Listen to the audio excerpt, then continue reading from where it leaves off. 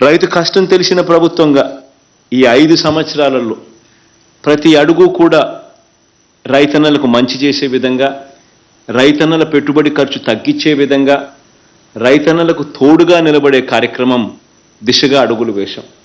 దాదాపుగా 19 లక్షల మంది రైతన్నలు, వారందరికీ కూడా మంచి జరిగిస్తూ 9 గంటల పాటు పగటిపూటే నాణ్యమైన కరెంట్ ఇచ్చే కార్యక్రమం కూడా జరుగుతూ ఉన్నది కూడా ఈ 57 నెలల కాలంలోనే.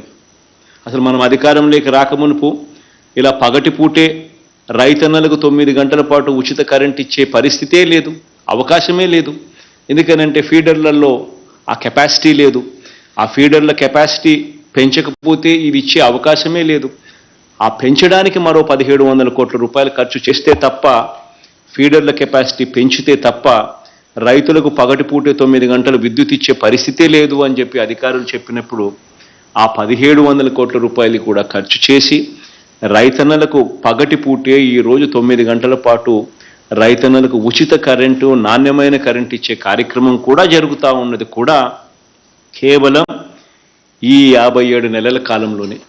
ఇలా ఒక్క రైతుకు మాత్రమే దాదాపుగా ఈ 19 లక్షల మంది ఈ రైతన్నలకు మాత్రమే ఈ పంపు సెట్ల మీద ఏదైతే ఆధారపడి వ్యవసాయం చేస్తూ ఉన్న ఈ రైతన్నలకు మాత్రమే ఈ 9 గంటల పాటు ఉచిత విద్యుత్ పగటిపూటే ఇచ్చే కార్యక్రమం ఏదైతే జరుగుతూ ఉందో, ఇదొక్క కార్యక్రమమే దాదాపుగా ప్రతి రైతన్నకు 45,000 రూపాయలు ప్రతి సంవత్సరం ఈ ఒక్క కార్యక్రమం ద్వారా రైతన్నకు మేలు జరుగుతూ ఉంది.